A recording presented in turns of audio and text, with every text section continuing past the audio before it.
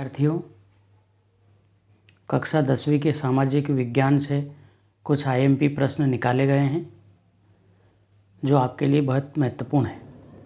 तो आइए हम उनका एक बार रिवीजन कर लेते हैं।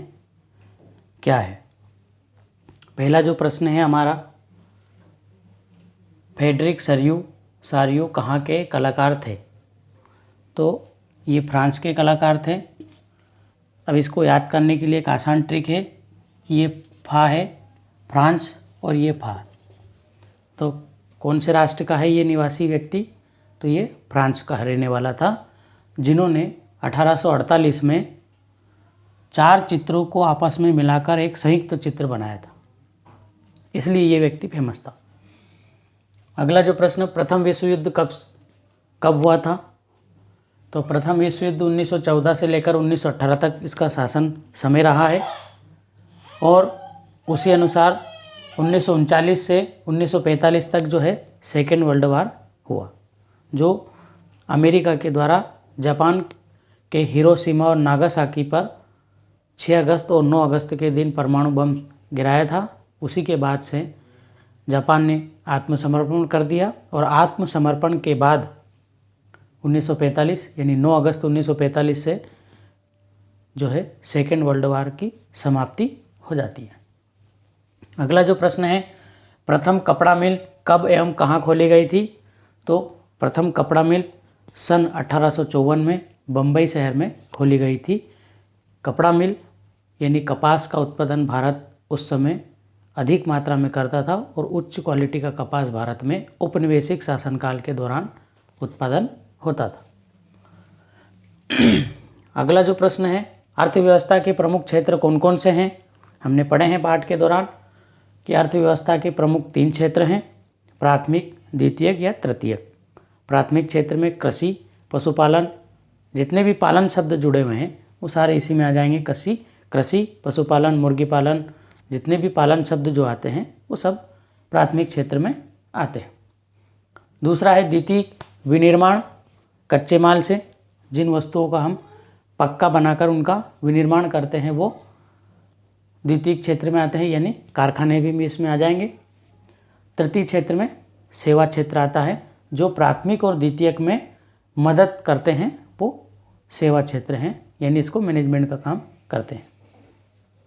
अगला जो प्रश्न है, फ्रांस की क्रांति किस सन में हुई थी? तो फ्रांस की क्रांति हमें पता है फ्रांस में हुई थी, 1789 में हुई थी। फिर अगला प्रश्न है, चुन्नटे समेटने वाले क्या कहलाता हैं? यानी चुन्नटे समेटने वाले को क्या कहते हैं? जिसका नाम है फूलर के नाम से इसको जाना जाता था। फिर अगला प्रश्न, आधुनिक भारत के मंदिर किसे कहा गया है?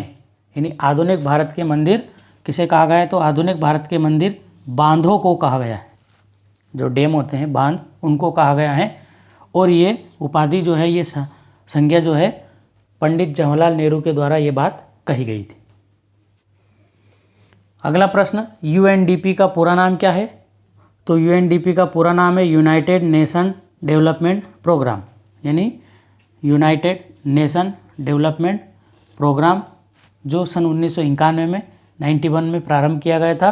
और इसका जो काम है पूरे विश्व में राष्ट्रीय स्तर पर मानव विकास सूचकांक तैयार करना या मानव विकास रिपोर्ट को जारी करता है।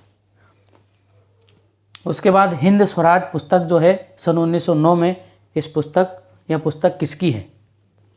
तो हमें पता है कि महात्मा गांधी के द्वारा इस पुस्तक को लिखा गया था, और इसका प्रकाशन सन 1909 में है, और इसमें असहयोग से संबंधित विचार दिए गए।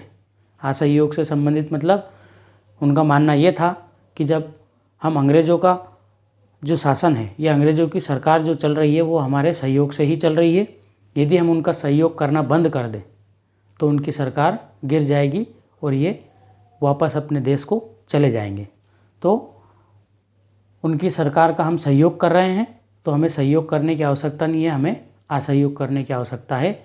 इसीलिए उन्होंने असहयोग आंदोलन की शुरुआत 1920 में इसकी की थी। बाद में इसी आंदोलन में खिलाफत आंदोलन भी मिल जाता है, जो 21 में वो इसमें ऐड होके असहयोग आंदोलन और खिलाफत आंदोलन दोनों साथ में चलते हैं, यानी हिंदू और मुस्लिम दोनों में जुड़ा हो जाता है। फिर वो स्वतंत्रता की मांग करते हैं अंग्रेज़ों से। अगला प्रश्न है, दीनदयाल पत्तन के नाम से जाना जाता है, यानी यह किसका पुराना नाम है या इस पत्तन को किस नाम से जाना जाता था पहले। तो प्रश्न आएगा, हमारा आंसर आएगा, कांडला बंदरगाह को दीनदयाल पत्तन के नाम से जाना जाता है, यानी दीनदयाल उपाध्याय जो थे, दीनदयाल उपाध्याय जी जो थे, उनके नाम से कांडला बंदरगाह जाना जाता है। उसका नाम हमने क्या कर दिया है वर्तमान में, दीनदयाल उपाध्याय, जो गुजरात राज्य में है, कच्छ की खाड़ी में है, और गुजरात राज्य का सबसे प्रमुख एक बंदरगाह है जो यहाँ से विदेशी व्यापार होता है। तो आपको ये प्रश्न कैसे लगे? अच्छे लगे हो तो लाइक करें, शेयर करें और अपनी क्लास के अन्य दोस्तों को भी इसको भेजें। धन्यवाद।